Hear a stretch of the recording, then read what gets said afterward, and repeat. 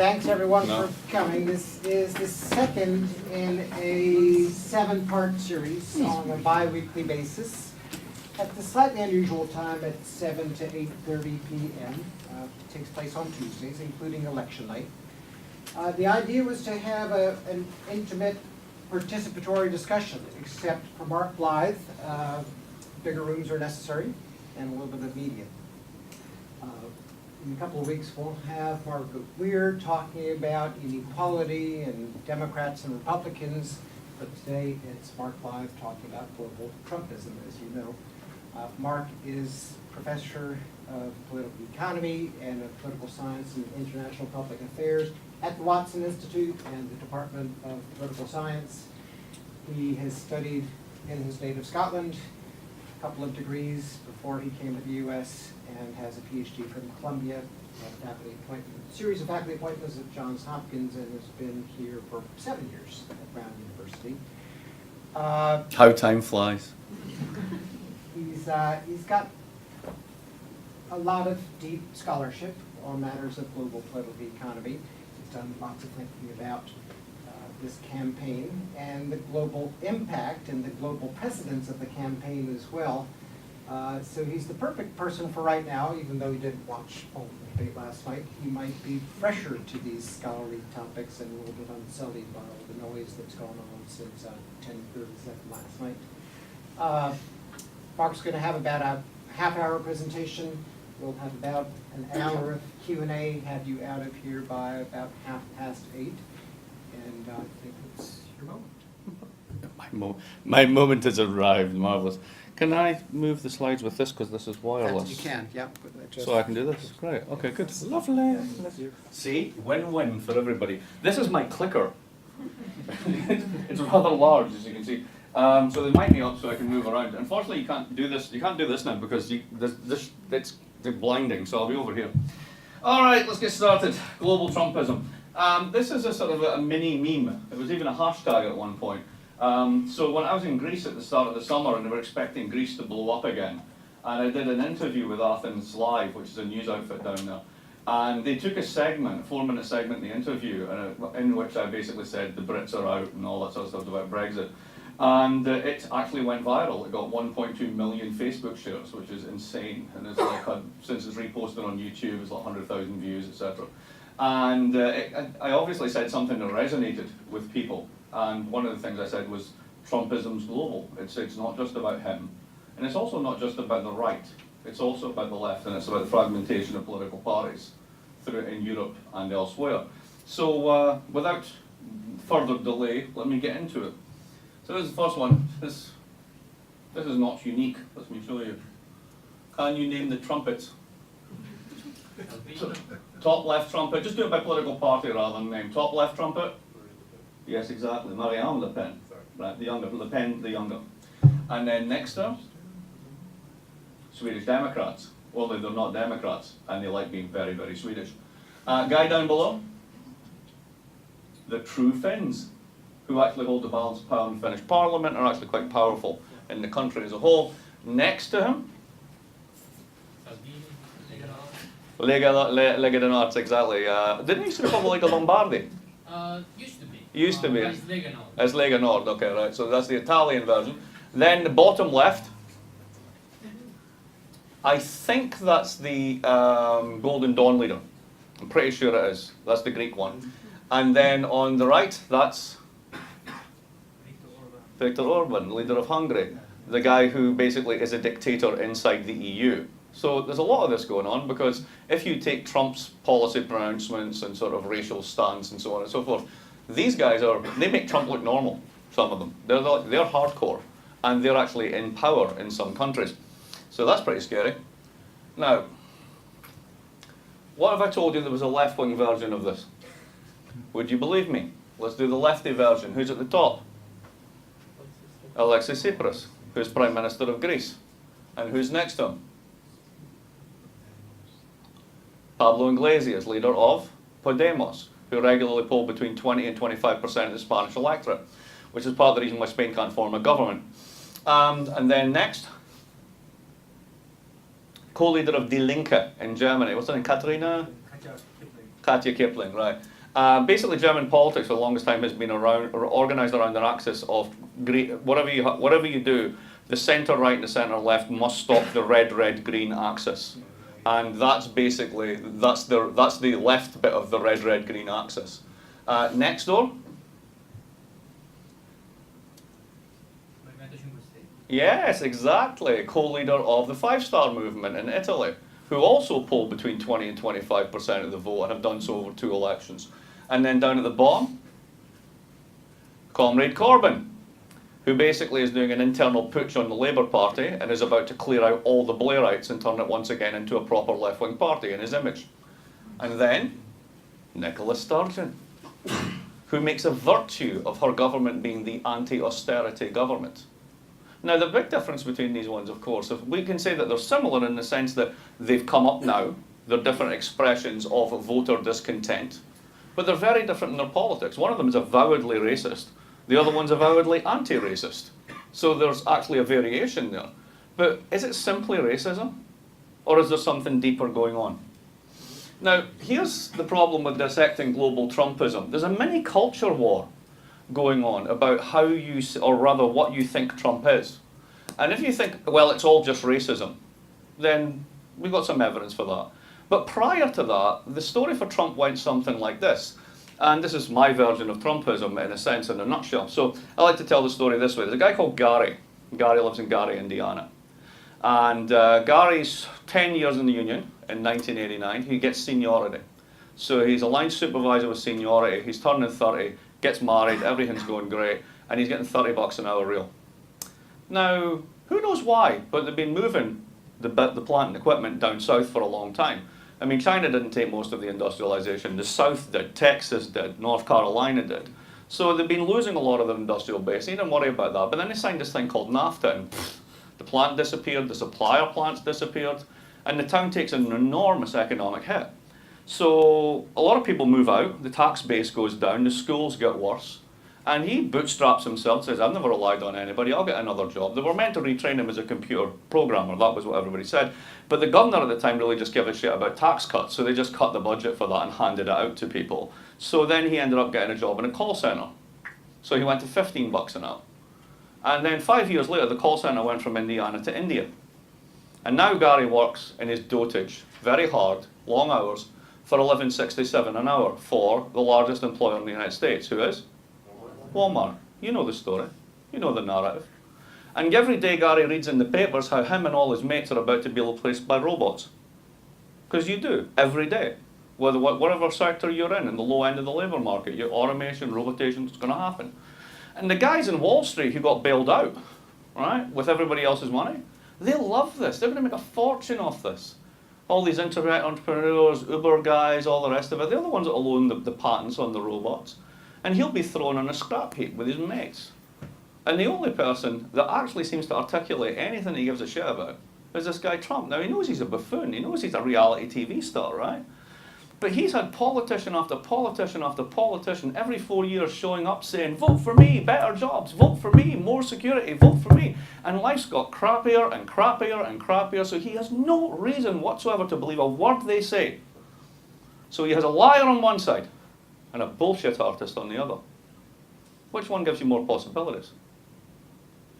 Now that's Trump's narrative, right? That's all about economics. There's nothing about race in that. So then people started to investigate the preferences of Trump supporters. And there's a lot of scientific research on this, and I started to go through all of it. So here's a few bits. Partly, let's get out of the Trump area, let's look at Brexit. So that was a really interesting case there. And one of the things that people said was, oh, this is the revolts of the have-nots, right? These are the people that have been economically deprived, all the rest of it. Well, when you decompose the vote, the narrative of taking back control is the one that people mentioned the most. But right behind it is anti-immigration sentiment. They don't like immigrants. Rich areas and poor areas both voted for Brexit. So if it was simply a case that the poor and benighted and the ones that have been done over by trade deals and globalization, then that would be the story. But it's not, it's rich and poor. So that implies there's something else driving this. What else? The old voted more, and when you poll them, old people are more racist, right throughout Europe than young people. So they show up more, and they're more anti-immigrant, and that seems to be basically not about economics. Anti-immigrant and anti-Muslim sentiment in particular, poll after poll, is rising across Europe. We saw the recent humiliation of Angela Merkel's party in Germany, the rise of another party called AfD, the Alternative for Deutschland, who are basically an anti-immigrant single-issue party in that regard, maybe two issues.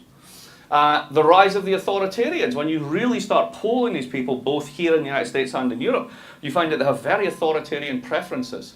So if you give them these standard questions about how do you think kids should be reared, or what do you think of this social situation, they stack up time after time as liking hierarchy, patriarchy, women should be in a certain place, very gendered identities. And there's a very positive association in a lot of the social psychological literature that underpins this, the kind of the micro foundations, on this notion of loss of status. So it's not about how poor you've become. It's the fact that at one point you were top dog, and now you're not.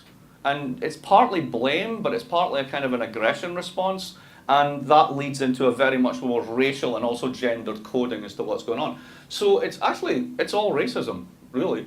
But then the economists started to come back on this and, well, hang on a minute, let's think, what's the counterfactual here?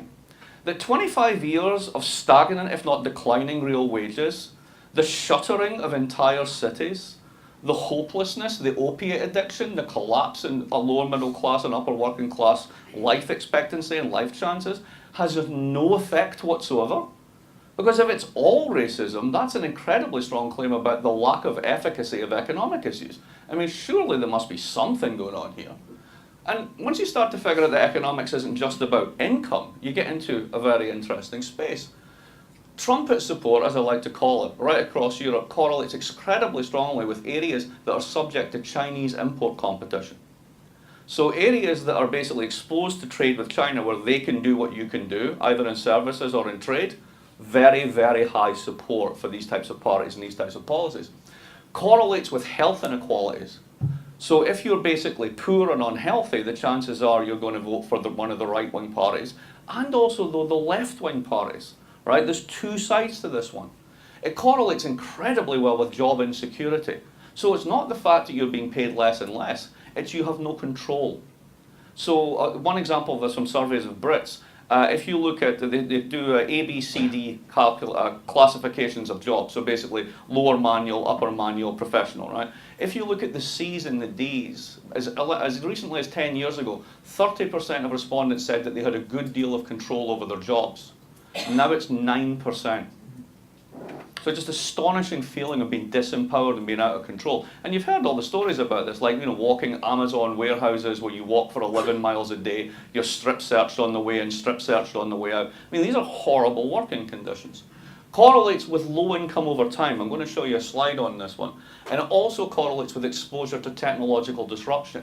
So the areas, the jobs that have been the most affected by technology are the ones that tend to be the least secure, and all of that feeds together in the same way. So I'm trying to find a way to understand Trump on a global scale that encompasses the left and the right, and is actually attuned to both of these. Because I have no doubt that a large number of people who support the National Front or the True Finns are racist. I mean, they're pretty straightforward about it. Trump may be doing more of the dog whistle version of this, right? But it's the same thing. But the economy matters. So how do they both drive each other, right? What's going on here? How does it fit together? So here's the first one. When the Brexit vote came out, the panel on the left looks at basically, those dots are local authorities, so like, North Providence, East Providence, Providence, that sort of stuff. And basically change in real hourly earnings. So is it the people who are the poor, is it the poor people in the poor areas that are voting for Brexit? There's no correlation whatsoever. So this went viral, right? Because this proves that it's not the economics, right? The weird thing is, in the same paper, on the next page, there's this one. And what does this one show? If you're earning £8 a year, you're 70 or 80% likely, 8 quid an hour, to vote for Brexit. And if you're at the top end of the income scale, £18 an hour, so $35, $40 an hour, you've got a 30% chance of voting for it. So if you look at it not as a snapshot, but as an over-time problem, whereby some areas of the country have chronically low wages, yeah, the economics did matter. So why are we so desperate to pin it on race and exclude economics, or vice versa? That just seems weird to me. The only reason I can really think that people want to do this is because it allows the soft left, who have been implicated in basically, I will call it the defenestration of working class prospects over the past 25 years, a kind of get-out excuse. And I'll get back to that when we go on. This is another one looking at this. If education and skills are a proxy for income, then the economics is still in the mix. So this is percentage voting to leave the EU, and then the percentage that has level 4 or higher qualifications, that being equivalent to community college or above. So massively strong correlation with education level. And again, over here, no qualifications at all. The exact mirror opposite, exactly what you'd expect. So if you're highly educated, you're probably earning more, you live in an area that's got less health inequalities, you can see how these things will snowball and hang together. Illustrative, I could put up chart after chart after chart, but it shows that like there is something in this. Now, what about that left-wing claim that I made, that there's a left-wing variant of this one? So this is the kind of the narrative that's flying around in the background of all the economic stories. We're going to go back to the 30s. There's going to be another Hitler. There's going to be another war. The rise of the authoritarians, right? This is sort of the metonym in the back of the sort of the economic arguments. And it's a very straightforward story. Back in the 20s, we had financial crises and very deep recessions. Lots of people got hurt and injured. At that period, they basically decided democracy was not doing well, that politicians were all liars, they were all bought and paid for. And who did they vote for? They voted for the authoritarians, Mussolini being the classic. The guy made Life magazine. Tell you how in-house this became during the 1930s. When the United States did its first New Deal, the National Industrial Recovery Act, the #1 visitor to the White House in 1934 was Mussolini's son in terms of frequency of visits, because he was busy cartelizing the whole of northern Italian industry to protect it against economic shocks. What did they try and do in the NRA? Cartelize American industry, set prices and wages. We were stealing from the fascists. Now, what happens is this is more of the same, wonderful Mussolini-Trump juxtaposition. The left is losing, the Democrats are being, and I mean that right across the world, Democrats are losing. Democracy is in crisis. We've got these authoritarians, oh no, we're going back to the 1930s. Is that the case? Well, no, because Soren Kierkegaard tells you why. So all the philosophy buffs in here immediately start laughing on that one, because why have you got a Soren Kierkegaard slide? That's really weird.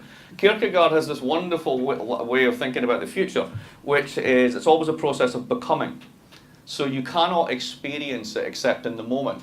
And once you do, you close off possibilities of what other future moments can be. So the fact that you've lived the past means that really you cannot relive the past. It is actually impossible to do so. So if we take that away, then you're left with, all right, but is there something similar going on that we can make sense of that will tell us the directionality, if not the exact sort of amplitude of what these changes mean? And I think there is.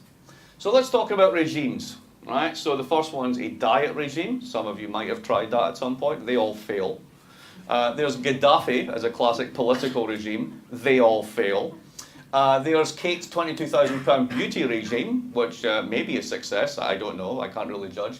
And then there's a skincare regime, and I'm not talking about any of that. I'm talking about macroeconomic regimes. So what are macroeconomic regimes? They are basically the way that economies are built institutionally, and it varies across the world. Now, for those of you who do some of this type of work, or in political science, economics, there's a whole literature called Varieties of Capitalism, and basically some countries look a bit like the US, and some countries look more like Germany. And that means that the way that they do skills is one way, and the way that they do training is another way. And so, for example, in the US, training's done to a general skills level, and then firms do most of it in-house. Unions aren't involved. Germany, unions run the training system. It's heavily integrated. Big firms, big labour, blah, blah, blah, blah, blah. Now, that's partly what I'm getting at. But what I'm getting at is a more sort of basic way of thinking about this, which is, how is it that these different institutions, finance, skills, training, retirement, corporate governance, infrastructure, labour supply, how do you do all that? How does it fit together? What's the plumbing of an economy? And think of this in a sense as a bit like a computer, right? How is the hardware assembled, right? Because once the hardware is assembled in a certain way, you can write different software on it. So if you think about it, capitalism as a set of institutions is very different from the 1940s to the 1970s. From the 1970s till now, it's also very different. But what's also changed are not the institutions, not the way that it's organized, so much as the software that's written on it, the ideas that program it, the way that we run the system, right? So with that in mind, let's think about sort of how regimes change over time. So think of that as the hardware, what's the software at work in the system. So let's go back to the 1940s, 1943, 1944. So the Allies are winning the war. There's a commitment clearly to full employment after the war, primarily because if you don't do it, the Soviets will. And there was an economics that went for it. They rewrote the software, and that's John Maynard Keynes. And you probably heard the line at some point that in the long run we're all dead. And this is the full quote, right? It's worth reading, because in a nutshell it tells you everything about why this was new code, why this is a new software for running the economy.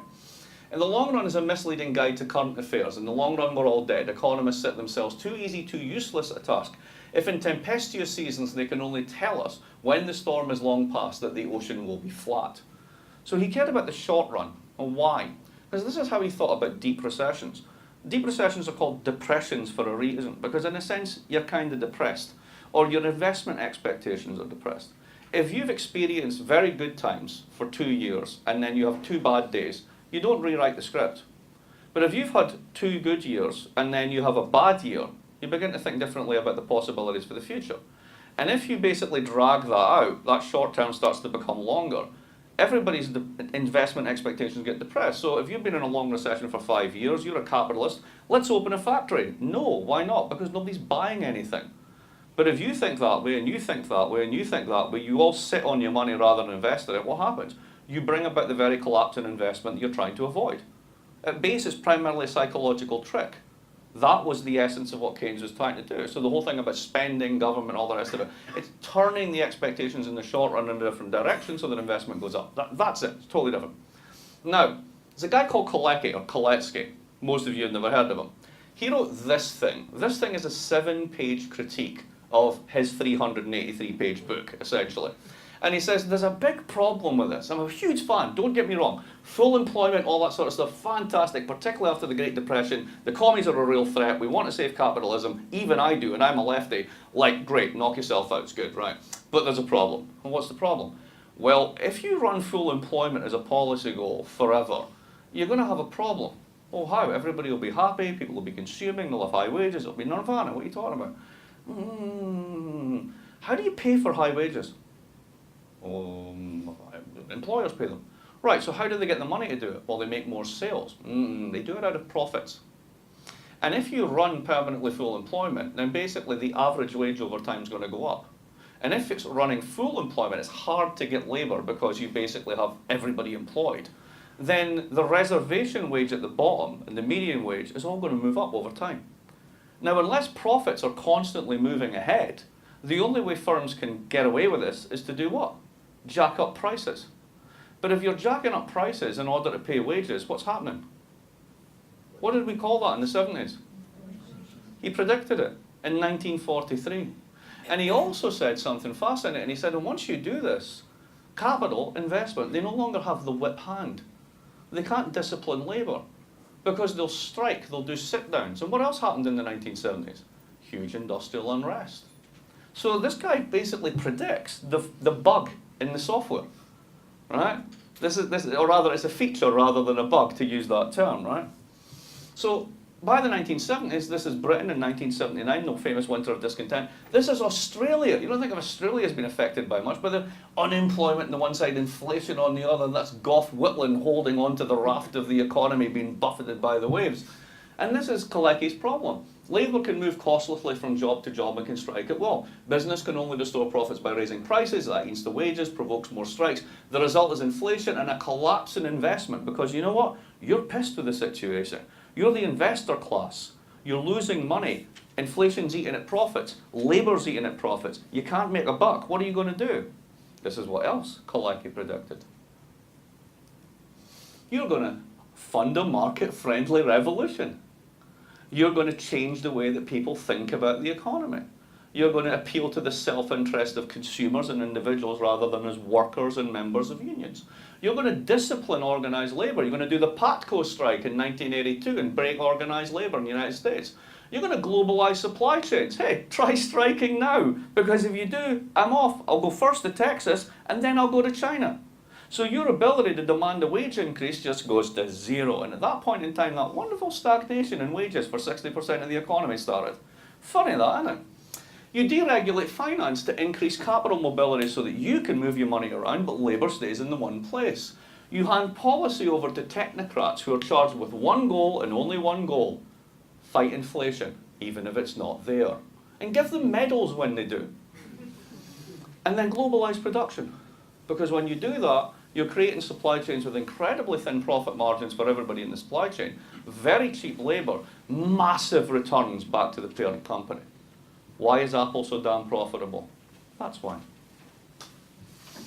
Now, what does this do to this notion of a regime? Well, think about the regime that we built between 1940 and 1970. What did it look like? It was a debtor's paradise. Did anybody here take out a mortgage in the late 60s or in the 1970s? Right, what happened to your mortgage? Half of it disappeared. Inflation ate it away. You had a fixed rate at 7% and inflation went to 12. Every year that happened, somebody else was paying your mortgage. You know who was eating it? The bank. So who was actually paying for the bank? The guy who owned equity in the bank. The investor class. These girls at the front, the ones who are funding that market-friendly political revolution, because while this is awesome for you, it's horrible for them. So you get sustained inflation. Oddly, Labour's share of national income hits an all-time high. Of course, they're constantly pushing, right? Corporate profits are at an all-time low. Unions are strong, inequality is low. Markets are national. This is crucial, we'll get back to this. They're not international, they're not unbounded. Finance in particular is in its post-New Deal regulatory box with a lock on it, and you can't do all the stuff you could do. Central banks were check cashing agencies for the Treasury. They took orders. They were dependent central banks. And parliaments actually had power. 30 years later, after that big market-friendly rewriting of the software, what do we have? Secular disinflation.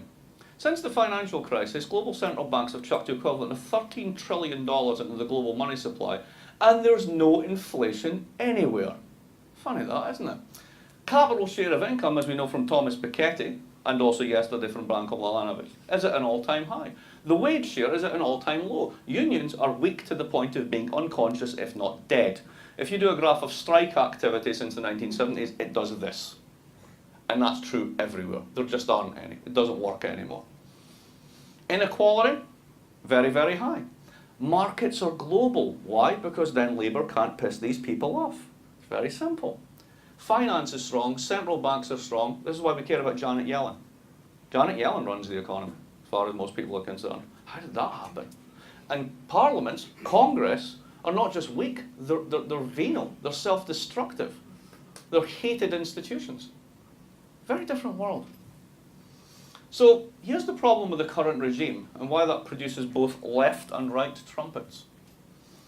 This is the key slide. Think about a world in which you've got very low interest rates, very low inflation, if not deflation, systemic. You cannot get inflation up. If you can't get inflation up and you have no way of forcing your employer to give you a pay rise, other than if you just magically get massively full employment, you get wage stagnation and all the returns go to the top. This is all these graphs on inequality, the whole 9 yards, right? In that world, how have people in the United States in particular, but also in other countries, not so much Italy and places like that, but in some countries, how have they managed to maintain their standard of living? What did they do? Credit card. Yes, credit card nation. They borrowed, they levered up. So you lever up on the expectation that there's a life cycle of consumption and you'll get in a debt, but your wages will go up and then you pay back the debt, but the wages never went up. So you just revolve, you just keep more and more debt going on. So if you actually look at debt across the income distribution, it's actually true that most debt is held by rich people, but the punishing effects of debt are held by people at the bottom who simply can't pay it. Hence you get payday lenders, predatory interest rates, loan sharks, all the rest of it. All the nice bits of finance, right? Now, in a deflation, something really interesting happens. The real value of debt goes up.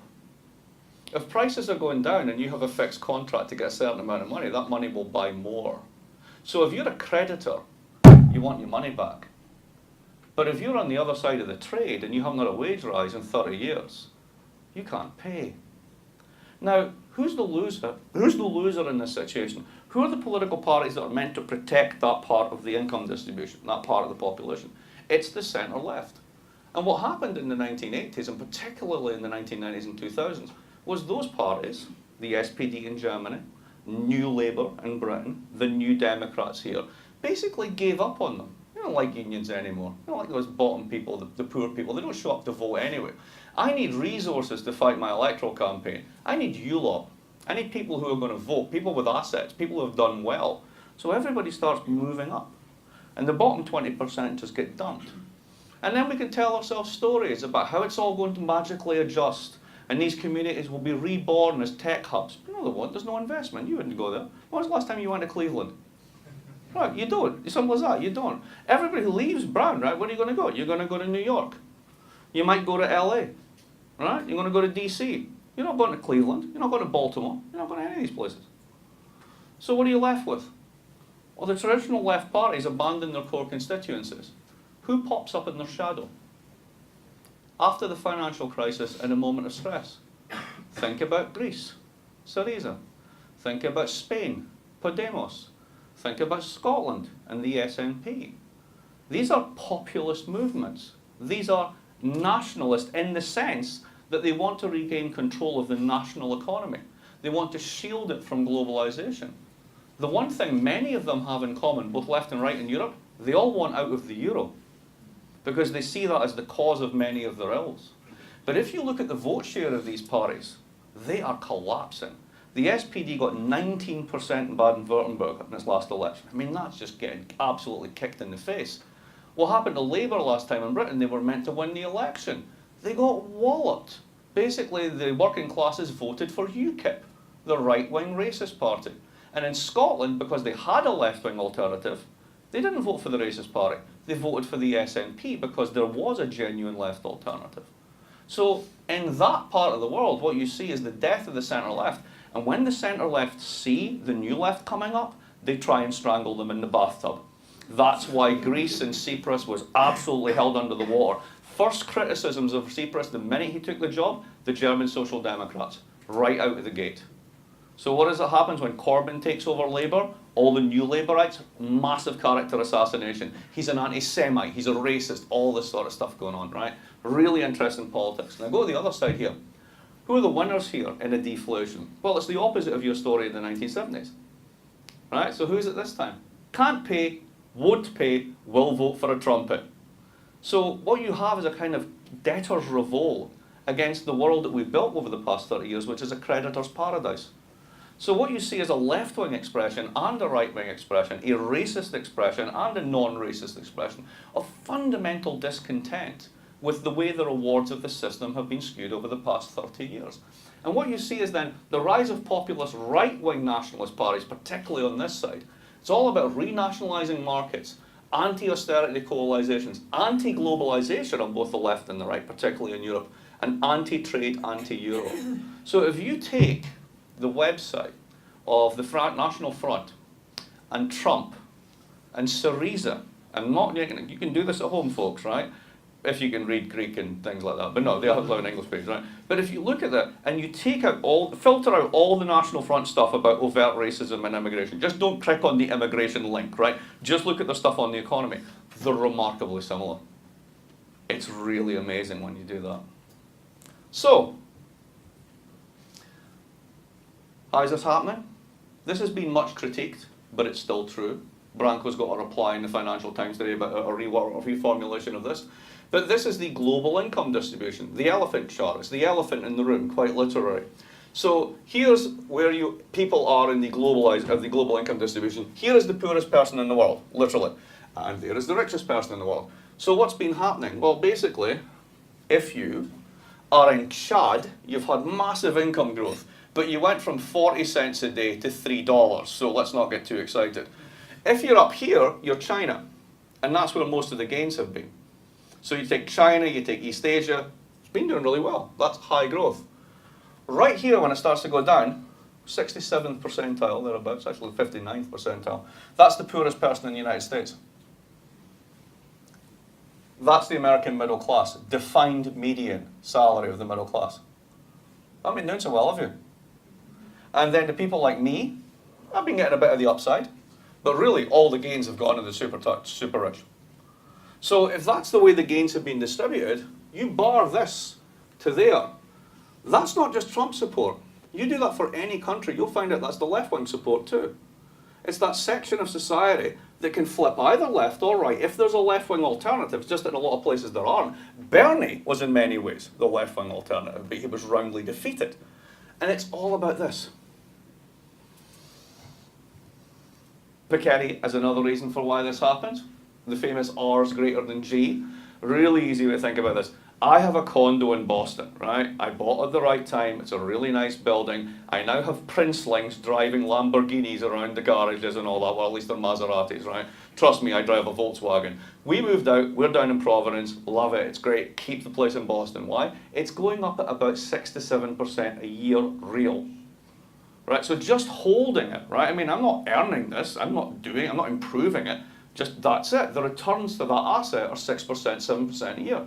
What's the rate of growth in the economy? 2%. So if you have wages, you get that. If you have assets, you get that. Welcome to the inequality generator. So this is baked into the cake. Right? Now you can critique RG, all the rest of it, but the fact is that's the way the world looks. Now, is Trumpism here to stay in such a scenario? Well, it depends upon the diagnosis. Now, this is one that Rose and I spoke about briefly, and she sent me some really helpful links, and I will look through them, and I thought about them. And if it's all racism, right, if you basically say, these people are irredeemables, they're a bucket of irredeemables, they're all racist, right? If he doesn't win the election, what do? Do you burn them? Right? I mean, what exactly do? You just say to a third of the electorate, no, I'm sorry, you're racist, we just can't deal with you, sod off, right? Because that's not exactly good public policy. Now, what you can do, in an ideal world, is you can look to countries that have actually done a much better job of this, etc. And we can become Canada. It's not going to happen, is it? You just know it's not going to happen. Building inclusive institutions that genuinely respect multiculturalism, plural identities, gender, etc., it's bloody hard, even under the best circumstances. And trying to do that as a public policy reaction to a perceived set of racists, I'm not sure how that works. You can reduce threat perceptions from outsiders to insiders. So basically you can stop being scared of the people you're scared of. So statistically, right, the following is true. You have more chance of being attacked by a shark on land than you have of being attacked by a Muslim terrorist in the United States, right? It's impossibly long odds, but the perception's completely different. And people act upon perceptions. So how do you detune the perceptions? That's another really tough public policy problem, particularly when you have an ideologically biased media who have a whole agenda in promoting those types of divisions. But, you know, always ban immigration and deport people. Well, you know, Trump wants to do 11 million, 11.5 million. Last person who did 11 million deportations was Joseph Stalin. It's funny how we don't make that kind of analogy. But just in case you're feeling smug about yourself, if you're a Democrat, Obama has deported 3 million over his tenure over the past 8 years. So if Trump comes in and hits 6, he's actually just doubling what Obama's already done. So no wonder the undocumented in this country feel insecure. Now, and of course, you know, after that, I don't know what to do. Now, again, if it's mainly economics, can more be done, right? Because in principle, you can do. Redistribution and capital expenditures are back on the agenda. We know that both Clinton and Trump want to spend on infrastructure, and God knows the country needs it. 1/3 of all bridges are deemed unsafe by the American Society of Engineers. Right? We can definitely do better. We can borrow at negative interest rates for 25 years. Why would you not build everything you need for the next 50 years, right? So you know that that can be done, and it probably will be done, regardless of which one of them wins. But here's the weird one. Both of them, and this is where I fault Bernie as well for this, we're going to bring the good jobs back. No, you're not. That's just simply not going to happen, right? Because you don't make stuff in factories the way we used to 30 years ago. There are no Garys anywhere. The people who are the equivalent to Gary are working 19 hours a day in a Foxconn thing, which is the size of a small city, with absolutely terrible rights and all the rest of it, right? So do you really want to try and bring that back to the United States? And technically, capital substitutes for labour at the margin in manufacturing processes. You need less and less labour over time. So even like the Germans, who are fantastic engineers and exporters, they have a shortage of skilled engineers, but the absolute number of people employed in that sector, in the export and engineering sector, is falling over time, because you substitute for it. So it's not just the poor and the unskilled that are going to be robotised out of a job. It's actually the highly skilled is just as vulnerable. So how are you going to bring the jobs back? There's another way you could do it, and you could basically do the get corporates and the rich people to pay taxes. Well, the problem with getting rich people to pay taxes, they're also powerful, and they don't like that, and they have all the money. So it's very hard to do that, particularly when your Congress is bought and paid for by the same people. So you can fine Apple, right, 13 billion, and then in retaliation, the Americans will fine Deutsche Bank 14 billion. What happens, right? I mean, and then, of course, there's the whole issue of technological disruption. Now, this is the one I've been hinting at, robotics, all the rest of it, right? And that whole thing about job insecurity driving a lot of these fears. I'm going to show you a slide. It's amazing. Watch this. This is from a conference that happened last week. Guy I know who was there picked it up and tweeted it out. The digital disruption has already happened. World's largest taxi company owns no taxis. Largest accommodation provider has no real estate. Largest phone companies have no telecoms infrastructure. Most valuable retailer has no inventory. Most popular media owner creates no content. Fastest growing banks have no actual money. World's largest movie house owns no cinemas. And the largest software vendors don't write the apps. We're already there. Now, what does it mean to bring back the good jobs in that kind of world? It's gone. It's different. So how does this play out? Because you do have global Trumpism, and there is a left version, there is a right version. I'm guessing most people in this room would be more comfortable with the left version than the right version. Like, you don't strike me as overtly racist, but you know, you never know your audience. Europe has an even deeper problem with this, though. And this is why I'm more pessimistic on Europe than I actually am on the United States. I think Trump could be a flash in the pan here for various reasons I'll go into, but I think Europe's really screwed. And it actually has to do with something that the trumpets of the left and right in Europe get, which is that the euro is a disaster. And here's why. The way they used to talk about Europe as a joke was either it was Protestants in the north and Catholics in the south, right? And the other one was the olive oil butter line. So you knew what country you were in if you were putting butter on bread, you were in the north, and olive oil was in the south, right? And I've always, there's a great New Yorker cartoon from years ago where like two older guys are sitting in a restaurant and the waiter comes up and puts something on, and the caption is, remember when they used to give us butter? Just like that cultural change. But there was the olive oil butter line. That actually now maps onto something very interesting, which is basically who exports to the rest of the world and earns money, and who doesn't. So what you've got basically in short form is the Germans moved all their parts suppliers into Eastern Europe. They did a kind of globalization, but only within Eastern Europe. And when you get to Eastern Europe, you get to a place like Romania, you find that you've got very highly skilled workers, really, really good engineers, great mathematics education that goes back to the communist era and the whole notion of independence that they had then, all that sort of stuff, so technical schools, etc. So you're getting people that can do all the stuff you can do in Germany for a third of the price. So if you drive a Mercedes in the United States, there's a very good chance that the transmission was actually built and assembled in Romania, then shipped over here and bolted together. And it's a German car, right? So think about what that means. Technological disruption, supply chains, etc. So if you're Eastern Europe or you're Germany, you're selling to the Chinese and the Americans, you're making it like a bandit. So if you look at the surplus of these countries, their export surplus is huge, right? Now, here's the problem. You look at France and you look at Spain and you look at Italy, most of Italy at least, they can't play that game because they're not big export countries. They're large consumption economies. Now, if they had their own money, if somebody's running a surplus, then somebody else logically has to be running a deficit. And if they had their own money, they could essentially devalue or whatever. You can do lots of things to protect yourself. But you're all sharing the same currency.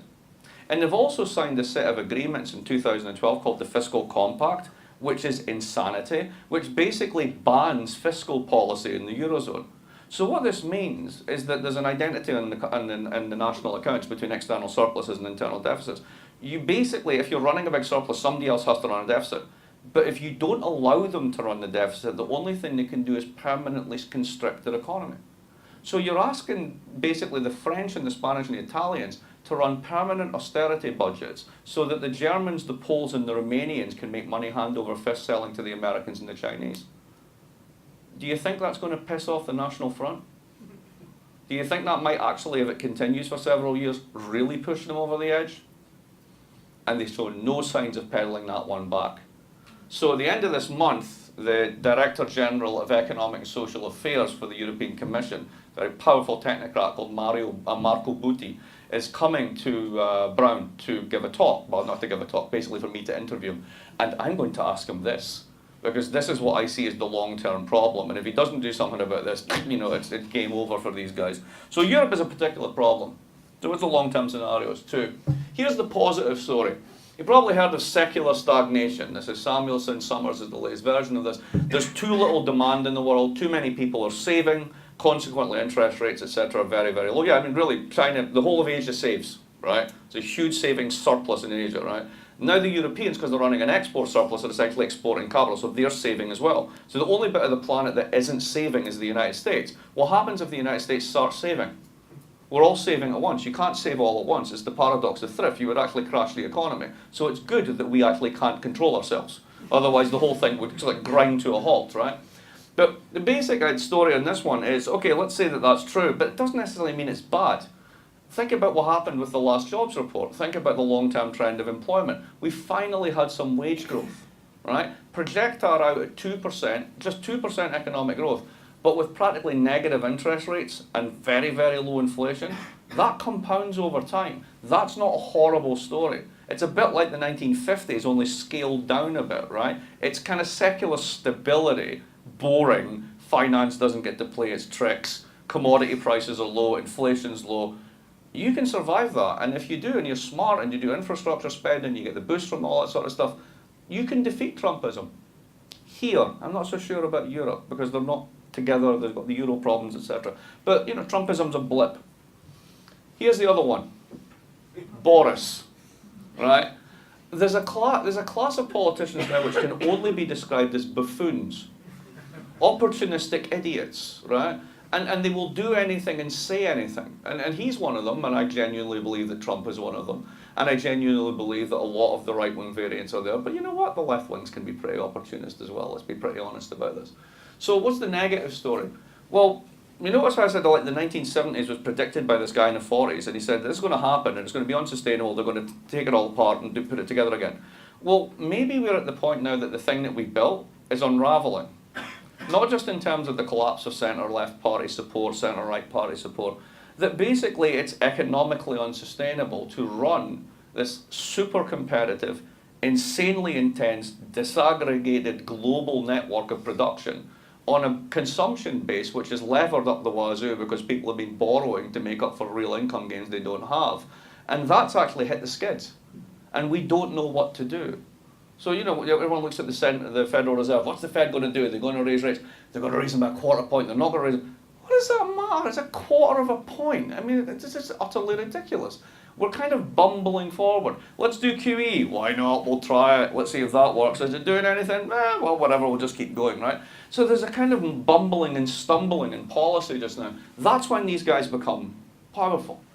Because if it looks like the people who run the world don't know what they're doing, then that's when these fools get their chance. And there's lots of fools out there waiting for a chance. You could see a real retreat from economic integration. We are seeing a transformation of party politics. Check that one. There's a real chance the EU could fragment along the exporter-consumer line. And all these parties, left and right, want a renationalisation of politics. Back to the national control. And in the right-wing version, that's the discourse of the nation, patrie, the people, for France, who happens to be. The left-wing version is a kind of class-oriented one. It's more internationalist. It's basically about us versus the global plutocrats. But it's still about local. It's still about the nation, control, globalization is bad, etc., etc. And if these guys get a critical mass right across the world, if the trumpets are blowing loud enough, all bets are off as to where we go. So that's my take on global Trumpism. This is why I think Trump is part of a much bigger thing that's been 30, if not 70 years in the making. And I could be totally wrong, and that's how you learn. So let's have a talk. There you go.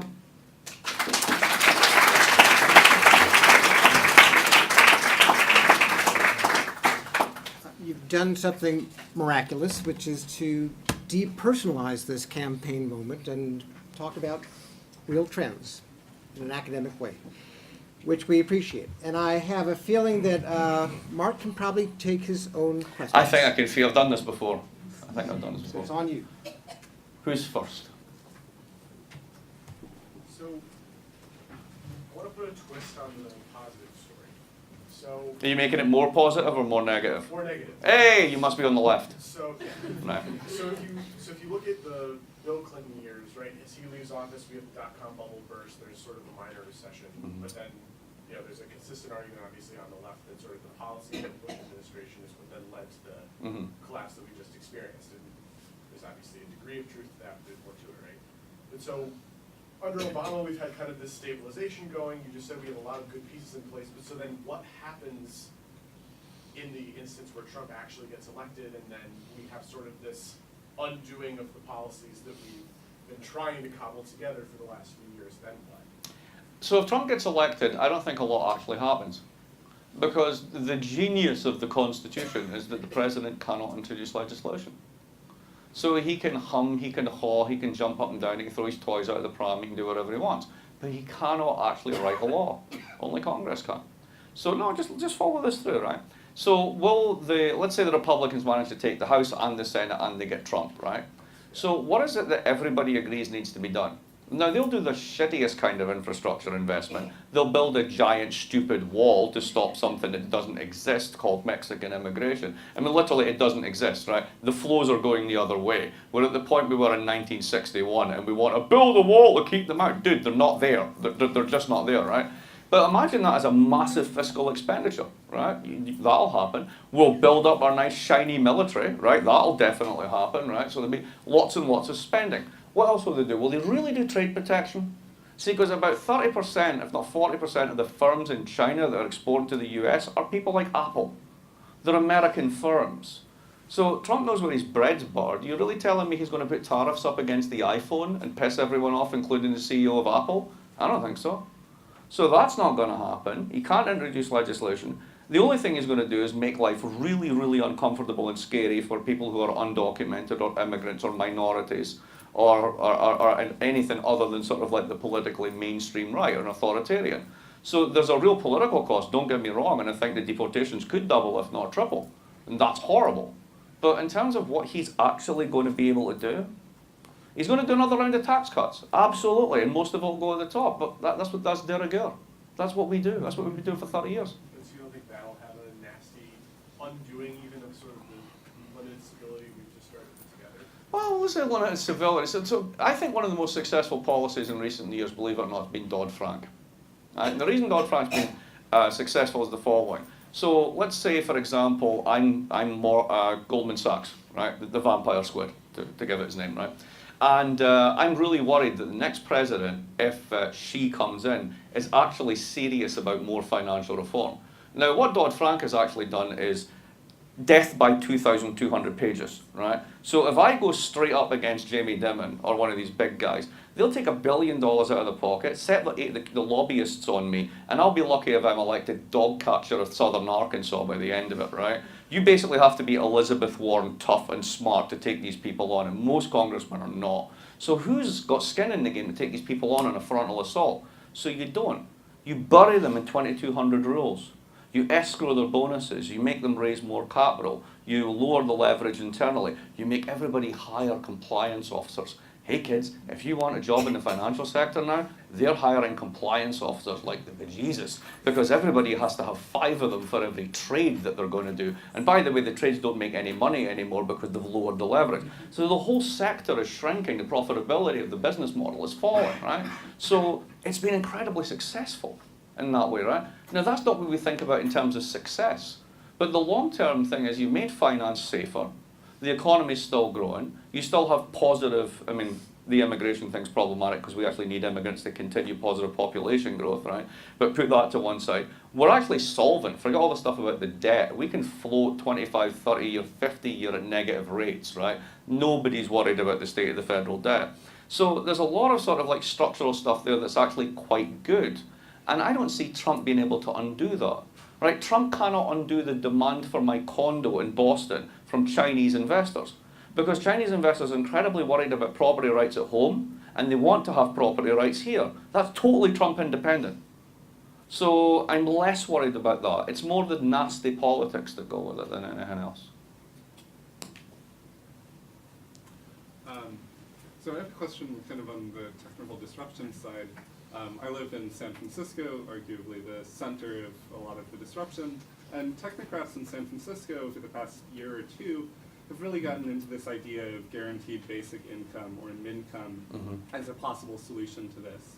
And to me it seems like at best a band-aid and at worst kind of the beginning of the dismantling of the social welfare state. And I wondered if you had any opinions about the feasibility or impact Right. of an income So policy. this is one of these sort of ideas that, you know, have Can been. I actually Ah, add yeah, to sure. that? Because I've spent the last 18 months in the Bay Area too, and at least the kind of community, the intellectual community around Stanford has this thing of like, this is really great that we actually don't have enough work for labor, because none of us should work anyway. We should just take, 10% off of the top 1%, distribute it, and everybody gets to do whatever they want with their time. It's not a terrible solution if you could actually make it happen, Yeah. right? And so, like, why should any of us work anyway? If it's gonna be a sharing economy, if everybody's gonna be, Uber and Airbnb, I'm really curious Yeah. to No, ask this question, what you think about that, because that's, it's radical and it's kind of anti-capitalist, Right. but it could work. Oh no, I totally agree, but the problem is getting your hands on the cash, right? Right. So, my favourite example for this that I like to give in talks when I bump into Republican audiences, which is usually when I talk to financial conferences and things, is to say, so how many of you voted for Mitt Romney? And quite a few hands are going, okay, why?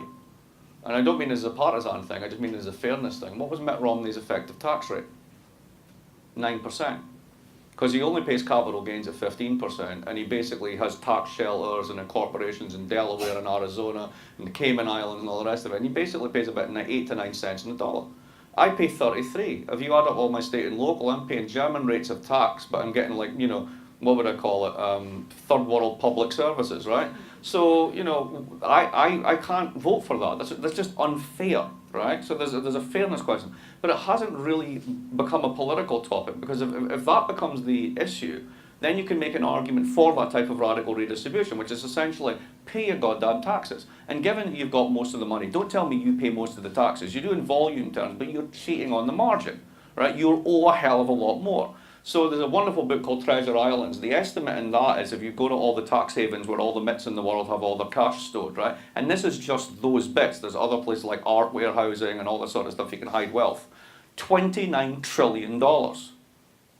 I'll say that again. $29 trillion. That's a lot of redistribution you could do. And all of that is basically money that people have avoided tax. So, if the community chest agreement is, you made it here, you pay your taxes, well, we're making it everywhere and we're not paying any taxes, hence Apple and Ireland and all that sort of stuff. So you can see the beginning of movement on this, particularly in the corporate side, right? So that's there, right? But here, let's get to the heart of the matter, because this is really it. Why should we work, right? I often think that economists forget that the most basic thing you learn in economics is the labour-leisure trade-off. As we get richer as a society, we're meant to work less. We're not meant to be more insecure, working for crappier wages, more and more hours. So why is it happening? Well, it's actually about the property rights behind it. So let's go to San Francisco for a minute, right? Uber is fantastic. I think Uber is absolutely brilliant. I love it. I love the fact that when you need to get to the airport, they actually show up. I love the fact that it doesn't smell like 9 people have been murdered in the back of this car before I get in it, which is your average city taxi, right?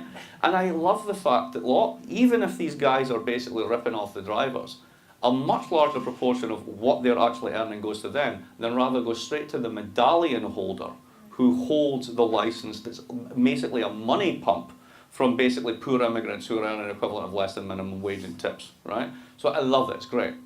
Let's say Uber gets driverless cars sorted out. You eliminate about 8 million jobs in the United States, like that. Now, unless you're going to give them some kind of compensation, a basic income or anything like that, what exactly do you do? Now, this is where it gets more into the ethics of capitalism. Because essentially we have a system that says you need to work. Everybody needs to work. But what if you don't need them? Right? And this is a way bigger problem, because all the returns go to the guys at Uber, all the returns go to the guys at WhatsApp, whoever gets robotics sorted out, right? All the return goes to them. That 1% is going to become basically an enormous chunk of national wealth is going to go to increasingly fewer people. Now, what we tend to do in those situations is we bust up the firms. So go back to the 19th century, go back to the early 20th century, antitrust. Right? Even in the 70s, Bell, telecoms, the whole lot. When it gets too concentrated, when the returns are going all the one way, we tend to step in and actually break up the firms, redistribute the property rights, whatever. That's what you really need to do. You need to democratize the returns to robots. If you do that, then it's sustainable, because I wouldn't care if you replaced me with a robot if I got to go fishing instead. right? That would be fine. And there's still a lot of things. Forget the hype that robots simply can't do. What's the fastest growing job in the United States? Elder care nurse. Right, would you trust a robot to lift your nana out of bed? Not going to happen, is it? Right, not in a long time. So there's still a lot of actual human contact jobs which really can't be technologically disrupted. But there's a hell of a lot that can be, and they tend to be the people who are already in that slice of the cake that are pissed off, both for left and right parties.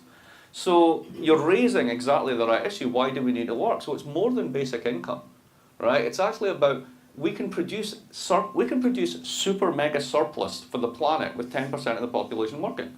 China can literally make everything that we need. Why are we bothering? Like, why does every country in the world need to make cars? Why do we need to have so many different types? If ultimately you're just going to have a few self-driving models that will take you from here to there and you can call them up on your phone. So this is way bigger than just those issues. So yeah, I mean, exactly the right issues. I don't have an answer, but that's definitely what the question needs to be. Why do we need to work? I ask myself that every morning. Usually when I've been out the night before. Why do I need to work? Next. Or are we all done? Yeah, one question regarding China. China's economy is now slowing down, less growth. How does this affect your overall story and the future as you see it? All right, well, China's, I mean, I don't pretend to be a China expert, but I look at it this way. There's the guy who used to run PIMCO, what's his name again, the big bond trader? Bill Gross. Bill Gross. Had a lovely phrase about China. He called it faith-based investing. Because you don't know what you're doing, really. I mean, they could be ripping you off. Do you believe the GDP figures? Right, if you don't believe the GDP figures, do you believe the banking figures? Does anybody actually know what's in the banks? No, but it keeps going, right? It keeps going. Somebody's making money, right? Somebody's making stuff. It's ended up in Walmart, right? The system continues. So this is a very, very different system. What's interesting about China, for me just now, is the sheer amount of capital flight. So Jason Sharman recently sent me a report. I haven't had a chance to look at it, but he told me about it. So there was this piece of research that was done by the Bank of China a couple of years ago, and it was just this fantastic economic study. And it was so beautifully done that they wanted to give it an award. The only thing was that they couldn't publicize it because the findings were so explosive. But somebody didn't get the memo. So they gave it an internal award and posted it on the Bank of China website for 1 minute and 38 seconds. Just long enough for somebody to find it and copy it. Here's what it said. 11,000 members of the party in the top echelons have expatriated $100 billion and run off with it over the past 15 years. That's the numbers. Holy shit! That kind of explains why my condo's going up. Now, in order to stop that, the government correctly says, oh, dude, you do that anymore, we're done, right? So you have a massive corruption crackdown. Here's the problem with the corruption crackdown. Corruption is property rights guarantees in a system where you don't have independent courts. Right? That's how it works. It's Buddy Chancy land, right? Basically, you didn't go to the court, you went to Buddy. Buddy sorted it out. Buddy's the party. Now, the party is your insurance policy. The party is your partner in crime at the local level. And now the party's being purged. Which means as an investor, you don't have courts, you don't have a protector, you don't have recourse. Where do you want your money to be? Right here. So perversely, until they absolutely clean up the entire system, which is if you ever get there, right? You're actually creating the incentives to destabilize it further. So that could be what we're seeing as part of the slowdown. But here's the wonderful thing about the United States, right? And it's the old Mel Brooks line on this one. It's good to be the king, right? Because the United States is a barbell economy, right? You've ever picked up a barbell in a gym? The reason you can lift a lot of weight is because it's perfectly balanced on both sides. And the United States is the only barbell economy. When things are going well everywhere, people come here and borrow dollars and put them outside because you get a higher return. When things go to hell in a handbasket there, you liquidate everything, turn it into dollars, and bring back home, and my condo goes up either way. Right? So I worry about China for lots of reasons, but I don't worry about it for this, in the sense that it'll just trundle along and blah, blah, blah. The long-term story on this one is it accelerates it because China saves, so you're adding a global savings glut. That's feeding into basically insufficient aggregate demand at a global level. It's also leading into basically a lack of inflation in the system, which is keeping long-term rates down. So it's all pushing in that one direction. I don't see, even if China had a very serious hard landing and political problems, etc., economically it's significant, but it's really about the size of 2 Germanys. So if 2 Germanys blew up, would that derail the entire global economy? Yeah. Jein, as the Germans say. Yes and no. So. And just to continue to push the discussion, I mean, I think it's worth underlining that any sort of response to this that isn't just violent revolution, it's going to have to be a revolution of ideas in a certain way. And a revolution of ways of thinking about freedom, thinking about work, thinking about the relationship between, because you're not going to get, I think one way of summarizing what you said is that you're not going to get the high growth, virtuous, Adam Smith preferred version of the economy, right? Or honest hard work, just you come to it, everything is rewarded if you're just willing to put in the effort. You're not going to get that anymore, right? So the question is, what do you replace that with? You replace that with changing the nature of what it means to be virtuous in markets, and that might mean that some of us take more leisure, and that means that we share more, or are you going to get the boots and the well, again, it comes down to what we do with property, right? So let's go back to Uber, right? Or Airbnb is another example, right? So Airbnb rents out more hotel space than all the hotels put together, which is incredible.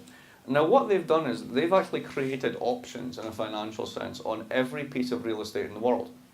And it's up to you whether you cash in the option. So you can use them to basically monetize your living space, right? That's amazing, right? And it's not a bad deal for you. But where do most of the returns go? Back to the guy who holds the website, who basically has the brand. So, you're creating a world in which you've got sort of like financial optionality over everything. So cars, houses, anything that you've got as an asset but you don't use all the time, essentially you can rent it out on the web. My favourite example for this, when I asked Branko Milanovic, we were talking about this last night, I said, what's the weirdest thing you've ever seen that you can get options optionality on objects on the web? And he said lingerie. There's actually, you can rent lingerie on the web, which I just find really weird and disgusting, right? But apparently you can, right? Think about it. If you're buying Obad or Chantel, that shit costs a lot of money. It spends most of its life in the drawer, right? Why not rent it out? I guess, you can do that. But you can wash it. I don't know. I don't do this, right? I'm just saying, right? So basically, we can create options over everything, right? But the people who are striking the options the returns are all going back to the people at the top who are doing these firms. So we've got to decide what we do with this, right? Either you democratize the technology, in which case everybody who's got it keeps most of the returns, and a small residual of anything goes back to the owners, right? Or you let the owners take the lot. And if you do that in an already winner-takes-all world, that gets ugly very, very quick. And I think it really comes down to that. Now, I'll give you an example of how this can work. So I've got a mate called Brett, he's an Australian, and he runs GE's cloud from his house here in Providence. Just don't tell anyone, right? He's a super tech computer guy, right? And he shows up at my house one day with a 3 terabyte hard drive and a 6-pack. And I'm like, okay, what are we going to do? And he says, that little Mac you've got, a little computer there, can I do stuff with it? And I was like, okay, what are you going to do? He plugs in his hard drive. He gave me 1,500 movies. That's nice. Okay, that's good. I'm not asking where he got them, right? 1,500 movies. Like all HD, perfect copies, the whole lot. Right. He says, do you mind if I turn this into a Plex server? I'm like, what? Yeah, go ahead. Ever heard of a Plex server? Anybody know what a Plex server is? Right, this is incredible. I'm sitting in LA airport with an iPad on a Wi-Fi connection. I can go back to my home computer, the one that he's just been prattling around with, and press an app, and I can pick up watching any one of those 1,500 movies wherever I want, at exactly the point I left it off. And I can do that with all sorts of media, right? Now, think about if you went into Best Buy and you said, I want this system, right? That would have cost you thousands of dollars. Plex is free. Anybody can get it. It's the simplest thing in the world. Just go to the App Store, get Plex, download it on your computer, start archiving all your movies. It turns it all into digital files with this wonderful interface, and then you can do the most amazing stuff.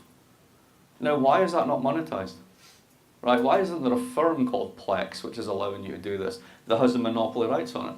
Because the guy who wrote it went, here, take it. It's free, and everybody can use it. And there are so many consumption goods now that are like that, and increasingly so, that what's happening is I can make money off the option that I'm writing, that I'm exercising the option you're writing on your house, right? That's becoming less common. What's actually becoming is just stuff's free. So think, for example, Airbnb, couch surfing. No money is exchanged.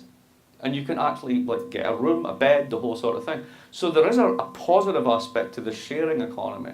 It's all a question of how much we want to share versus how much we want to give options to the guy who's got the patent. That's really what it comes down to. Oh, sorry. Oh, I just had a quick follow-on to that. I think regulation can really influence that as well. You mentioned Uber earlier, and Austin, the city in Texas, recently decided to prohibit Uber from operating in their city. And as an alternative, a group of people living in Austin created a open source free application for finding rideshare Uber-like rides, where there is no 30% to Uber. Right. All of the money goes to the driver. Yeah. And that's a direct result of regulation that caused that to be democratized. Yeah, and that's exactly democratizing property rights. It's not about expropriation, right? You don't have to take anything away from these guys. You can just build alternative platforms. And then people migrate to those platforms because everybody's winning. So you can totally do that, and that's actually a really positive side. One book that goes into this, the only book I know that goes into this is Paul Mason's book, Post-Capitalism. And it's a very good book actually. He's a British journalist / economist who used to be the chief economics correspondent for one of their main news channels, Channel 4. And he wrote this book called Post-Capitalism, and it's all about exactly how the sharing economy might be the only thing that can save us. Because ultimately we do not need people to work, but we have an ethic that says if you don't work, you're worthless. So how do you square that problem? That's what he's trying to solve. So Mark, if monetary policy is less and less effective, tweaking interest rates a quarter of a %, and if quantitative easing doesn't really work much anymore, what are the alternatives? How do we stimulate growth? And what are the other tools what are the other options? Well, go back to that thing I said about, starting in the 70s, you have this market-friendly revolution, and you basically disempower Congress, parliaments, and you don't want politicians to run things because they'll generate inflation and all this sort of stuff. You want people like Greenspan to basically run the economy for you now. Why? I mean, can we just stop and think about this for a minute? Why is a technocratic appointee who has nothing more than two tools, raise and lower the price of money, buy and sell assets, that's it, right? Why are they charged with and given the responsibility for producing growth, which is an organic outcome of the personal decisions of millions of individuals who have nothing to do with the central bank? I think we've lost the plot. I don't think, first of all, it's unfair to charge these institutions with these things. They're missions that they cannot fulfill with the tools they've got. You could give them more tools, that'd be one way of doing it. But another way would be to actually look at Congress, which is the fiscal arm, because there's more than just monetary policy, there is also fiscal policy, and say, where have you been for the past 25 years? Oh, that's right, you were too busy cutting taxes and then writing ridiculous laws that didn't matter. Can you stop doing that, right? Could we maybe do something like we did in the 50s when we built the entire highway network of this country? Could we maybe do something about making JFK less of a national embarrassment, right? There's lots of things we could do. And it can be done if Congress decides to do it. So, do we need more monetary policy? No, we need them all to stop doing what they do. It's just a waste of time. Or get better tools that are more effective and work jointly with fiscal authorities. But we've given up on fiscal. We just think it's a bad idea. Politicians can't run things. Why would you want them to do that? Nobody's saying they run things, but basically if the roads in Providence are the norm for the richest country in the world, God help us. So I'm thinking... behind first, Kevin, I'll get to you in a second. Need his hand up first. That's maybe an unfair question, but... There's only unfair answers coming. No. All the information you provided in the past hour, how much of that do you think Donald Trump knows? Ooh, good question. He doesn't have to know any of it. Does that make him accidental? Well, it makes most politicians accidental. Here's my favourite accidental politician, Harry Truman. So Harry Truman is literally the accident of history, right? A 4 times failed haberdasher with a domineering mother-in-law he was absolutely petrified of, but a tremendous poker player, a machine politician who was put in there by totally corrupt practices, who ended up saving the New Deal. Now, did he know everything he needed to know? No. He just knew, this is where I need to be, this is the stuff I need to pay attention to, and I'm going to let George Marshall deal with the details. And that was pretty much what he did. Trump is just a version of that. Same as Ronald Reagan was, if you want another example. In fact, I actually get really worried when, this is one of the things that actually worries me about both of the Clintons, right? It also worried me about Jimmy Carter. Well, I'm not old enough to worry about him, you know what I mean? That when politicians think they know a lot, they start to do things that they don't really understand. And sometimes it's better if you know, knowing the limits of your ignorance, and you can't accuse Trump of that, right? But knowing the limits of your ignorance is actually a really, really healthy thing in a governor, I think. So, I don't worry about that. Then, Kevin. I was thinking, well, two things about the global trend. One, the relationship of, democracy and the political, in particular, the political democracy in the economy, and the other issue about diversity and how that can be, at least in some, identitarian leftist politics, if it's devoid of any class analysis, can be sometimes problematic and lead to a reaction. But the democracy, you have like Bernie Sanders or Elizabeth Warren going in against the TPP and pointing out the instance of a Canadian company suing the Americans, or Uruguay, being, so in other words, that it undermines democracy, not only our own but of others. And Trump seeing this as turning the country into a corporation of some sort. And then with the European Union, the democratic deficit, and the central bank having pretty much chokehold over democratically elected governments. So that kind of contradiction. And then the left, at some point, some wanting a democratization of the European institutions, and others saying that, no, that's not possible. We have to. It's all technocratic, right? It's all technocratic, it's capital controlled, and we have to, we just go with do that. something otherwise, that it's a fool's errand to try to democratize it. And when it comes to the, So Kevin, is there a question coming? Well, no, just if you can elaborate on the relationship between political democracy and its limitations. But you're doing it. You're doing a great job, right? I mean, you're actually describing the very thing you want me to describe, right? I mean, these are all great and germane examples of it, right? So it surrounds us. I mean, that's basically it. I mean, the simplest way of thinking about it is markets allocate through cash, and Democrats allocate through votes, and they're orthogonal principles. And the way that we tie the two principles together is through taxation, but that only works if everybody pays their taxes. So if you're not and you're skimping on it, you're going to end up with a deficit. That means you're going to pile up debt because you don't really want to deal with the fact that you're not paying enough taxes. So you generate debtors, which means you generate creditors, which means you generate these dynamics. So that's the basic contradiction. It always has been. It's just that back in the 40s and 50s, people paid their taxes. It was a different world. And the follow-up, the other issue about diversity and the reaction, racist reaction in part, but somehow, because there is that idea that the Republicans, there's some racism there, and a neoliberal, at least before Trump, that capital should have its free reign throughout the world. But the Democrats as well. Capital should have free reign around the world, but we need diversity. But if that free reign leads to income polarization, and in a good part of the population, including white males, their life expectancy going down, I mean, do they really feel, the Democrats feel like, okay, you can have all this income polarization as long as the top is equally, has its share of women and African Americans and so forth. But you can get a reaction to others who feel like, wait a minute. I mean, this definitely plays. This plays into the right-wing thinking. It's not an American phenomenon. I mean, you can find examples of this in France, etc. I mean, France is actually very weird on this one. I mean, to me, the truly offensive one is actually when you think about this. French cops are walking up to women on beaches and ordering them to take their clothes off. Right? I mean, that's just insane, right? I mean, that's like micro-policing of the worst possible type, right? But let's take an issue, right? So here's an issue that I think I understand what's going on. So the whole struggle that was there that seems to have abated a little bit over gender-neutral bathrooms, right?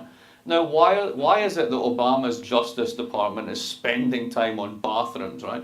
Well, because there's a bigger issue at stake behind this, right? It's symbolic of something else, which is you can't allow states to start saying who's a person and who's not a person. That's utterly ridiculous. And it's just weird that like this comes to a head, because it's really about voters' rights, it's really about identity politics, and it's about basically rights of self-respect, and like, you know, you're an autonomous person and you can damn well pee where you want to pee, right? And that's awesome, right? But think about how it plays in the heartland, right? To use that term. So let me get this straight. What is it these crazy people in Washington are concerned with now? Bathrooms? Who gets to pee in bathrooms? Are you kidding me? So of course you can play this both ways, right? You can make the most empathetic, reasonable, and legitimate, let's say, identity issue of representation, democracy, etc. sound ridiculous. That's part of politics. There's nothing new in this whatsoever. I mean, one of the ones that I say to when my wife and I are chatting away and like we start snapping at each other, I'll say things like, "What do you want next? The right to vote?" Right, you know, but that back in the day, that was a real you're not going to give women the vote. What are you thinking of? That's unthinkable, right? So, you know, we at any moment in time, like issues of personhood, diversity, control, etc., can be made to seem ridiculous, regardless of whether they are or not. And that's part and part. There's nothing new in this. It's just another version of struggles that have been going on for a very long time. Just happens to be about bathrooms. So for a global Trumpism, so it seems to me that it's actually more like a Western Trumpism. Oh, yeah. We don't really see that in East Asia because we don't really have a lot of like those radical speaking people in populist movement. And do you think that's actually like what do you think is like the reason behind East Asia not experiencing a similar kind of movement, even though we've been like even Japan and Korea have been in recession for like the past 20 years? No, absolutely. Great question, right? So Japan and Korea understand. I mean, Korea's had a tough time through competition and productivity and stuff. I mean, it's not really sort of, you know, been a recession in the way that Japan has been. Japan's a fascinating case because it's totally unique, right? You've got the oldest population in the world, and if you give them money, they buy government bonds.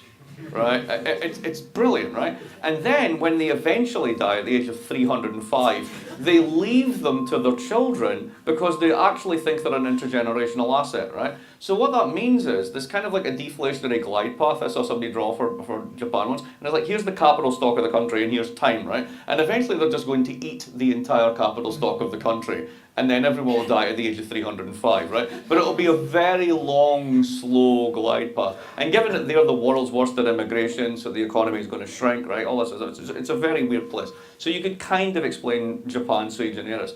But I think the bigger point is this. The East Asian economies were traditionally hierarchical, authoritarian, quite patriarchal, right? Very strong political parties with deep reach into civil society and civil society organizations. Very hard to get that kind of populist crap going because the populists were themselves creatures of the state. So think about Marcos in the Philippines, right? Think, what's that? Yeah, and you have a new populist running in the Philippines right now. Exactly. But even in Japan, think about the way that the Liberal Party, the LDP, was like kicked into touch 15 years ago and kind of came back with a kind of a much more aggressive nationalist rhetoric. Right, so you see fringes of this coming up, but it is different in kind. This is totally a Western story, right? Absolutely. I just happen to call it global Trumpism because I was in an interview in Greece and I was lazy. And then somebody went, hashtag global Trumpism, and there you go. It's a thing. You're stuck with it. So that's that. But great question. It's really good. Mark, make this the last question. Okay, and last one. I've had this gentleman before. Anybody else want to come in, just in case, or he gets the last one? Or I've got it. No. Go on now. So scholars don't often run for political office, but you're going to be the next campaigner for a Senate seat from Rhode Island. Give us that power base. 4 or 5 planks in your platform that you think would be both winnable and sensible. Right, first one, everybody pays their taxes. No exemptions, no inclusions. And I'll even consider cutting rates if we can actually increase the take. Everybody pays, no exceptions. Back in the 1970s, corporates paid 20% of total taxes. Today they pay 2% in real terms. It's stashed abroad, it's hidden, it's transfer priced, it's a double Irish Dutch sandwich, all this sort of stuff, right? Nonsense. Enough. Basta, we're done with it. So that's number one, everybody pays their taxes. Number two, we really need to think about whether we need people at work. Because if you're about to basically add robots into a mix of already high inequality and low pay, you're asking for trouble. And it's a bit like basically nationalising healthcare. At the end of the day, everybody saves money because everybody isn't showing up to the emergency room.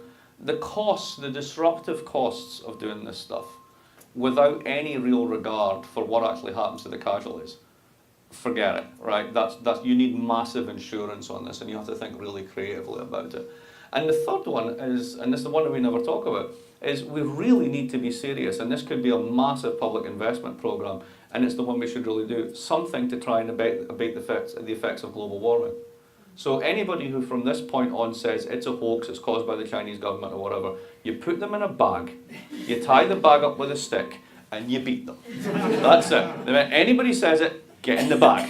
Done. That's it. So that would be platform number 3. And then you could, if you raise the tax revenues and spend it on infrastructure, which would actually abate global warming, it would mean that Boston Harbour wouldn't actually rise by 5 feet, which means that my condo, at the end of its 30-year mortgage, which has been paid off by a Chinese investor, would all come to me, and I'd make out like a bandit. So ultimately, it's self-serving. Join me in thanking Mark for a great presentation.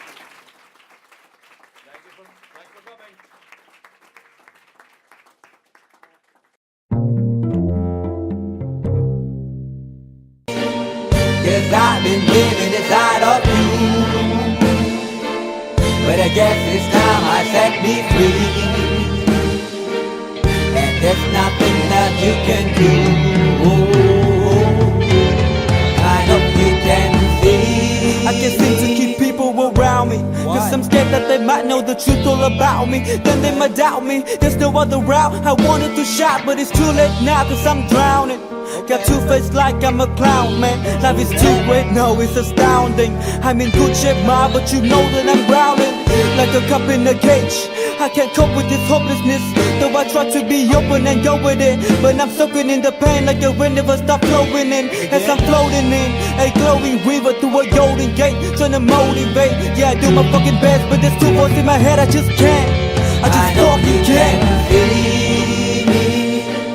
Yes, I've been living inside of you, but I guess it's time I set me free, and there's nothing that you can do. I hope you can see me. Yes, I've been living inside of you, but I guess it's time I set me free, and there's nothing that you can do.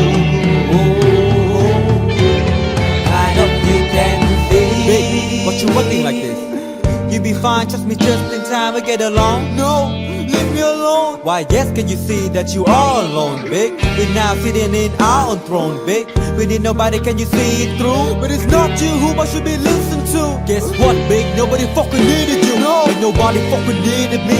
Yeah, they never needed us. Like when they nailed Jesus up, there's no fucking heaven that they don't believe in us. But they my friend, I'm the only one that you can trust. Yeah, god damn it, you an idiot. Go online, be a slave for the media. And you forgot what your father said. Are you serious? Look at yourself, big. You fucking idiots. Yes, I've been living inside of you, but I guess this time I set me free. Oh, I love this.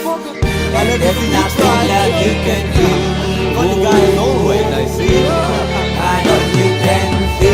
Can you see it, baby? There's no one else. Yes, I've been living inside of you, You have to accept it. but I guess this time I set me free, and there's nothing that you can do.